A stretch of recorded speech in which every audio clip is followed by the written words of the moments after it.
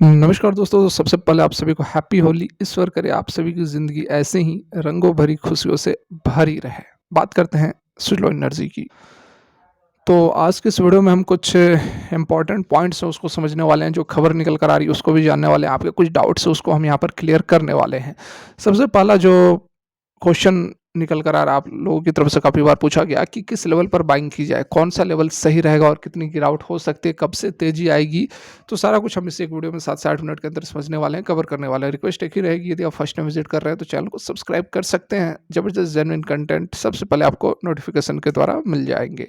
ठीक है, देखो यहाँ पर जैसा कि मैं पहले भी सबसे पहले बात कर लेते हैं कि कौन सी बाइंग लेवल होनी चाहिए। तो सबसे बहुत दफ़ा मैंने आप लोगों को यह बताया भी है कि जो बाइंग लेवल है वो अराउंड अराउंड आपको आप देख सकते हैं 35, ठीक है, 35 साढ़े 34 35 36, ठीक है।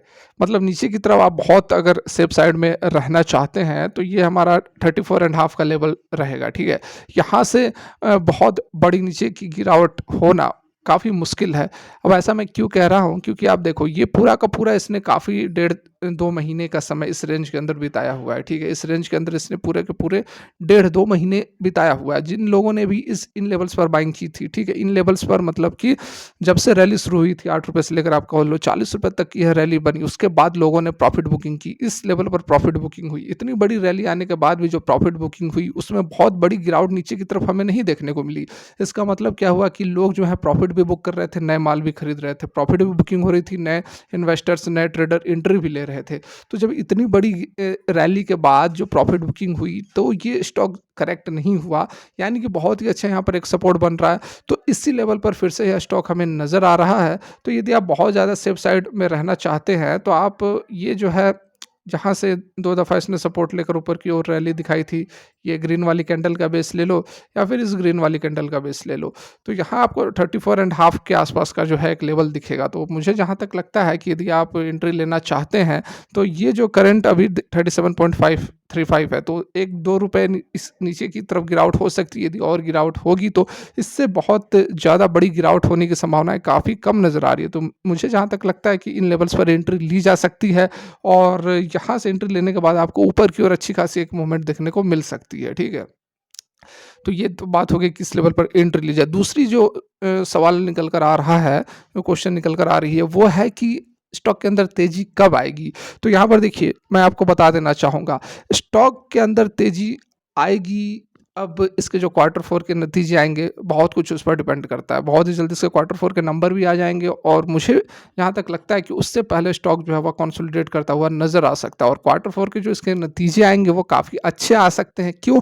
क्योंकि कंपनी को आपने देखा होगा कि अभी 6 महीने 3 महीने के दौर में काफ़ी ज़बरदस्त बड़े-बड़े ऑर्डर्स कंपनी को मिले हैं। तो उसका इम्पैक्ट, उसका असर आपको अभी जो क्वार्टर के रिजल्ट्स आएँगे उसमें देखने को मिलेगा। रेवेन्यूज़ वगैरह बढ़ते हुए नज़र आएँगे, ऑर्डर बुक बढ़ते हुए नज़र आएँगे, प्रॉफिट बढ़ते हुए नज़र आएँगे, ठीक है?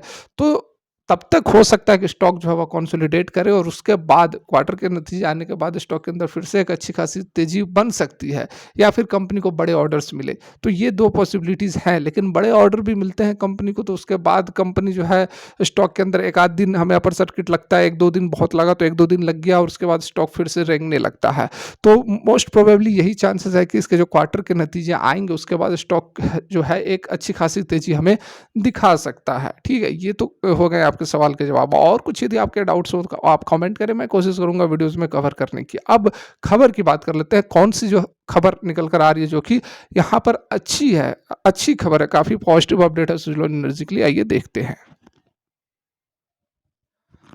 तो यहाँ पर एक खबर निकल कर आ रही है जिसके बारे में एक्सचेंज को जानकारी दी गई है, ठीक है? तो क्या कुछ अपडेट है देख लेते हैं। देखिए 23 मार्च को ये अपडेट निकल कर आई है। Securities and exchange board of India जो भी लिस्टिंग रेगुलेशंस वगैरह है, this is in the continuation of hour later dated 27 दिसंबर 2023। 27 दिसंबर 2023 को यह रिपोर्ट आया था पेनाल्टी लगाने का, लगभग 1,36,05,469 रुपए का जो है राजस्थान जीएसटी ने इनकम टैक्स लगाया था और बताया था कि ऐसी-ऐसी बातें हैं। लेकिन उसी समय सुजलॉन ने कहा था कि हम अपने लीगल जो भी ऑप्शंस है उसको यूज़ करेंगे और ऐसी कोई बात नहीं और कुछ प्रॉब्लम नहीं होगी, ऑपरेशंस में कोई असर देखने को नहीं मिलेगा। उसके बाद देखिए अभी जो अपडेट निकल कर आ रही है, this is to inform that on the representation by the company the Rajasthan GST department has rectified its order and reduce the penalty by कितना 1,27,16,541 रुपए कम कर दिए हैं। मतलब कि कुछ भी जीएसटी लगा दिया। इससे पहले 1,36,00,000 था और उसको कम करके अब कितना है 8,88,938 रुपए केवल यहाँ पर जीएसटी पे आउट करना पड़ेगा। This is for your information as also for the information of your members and public at large.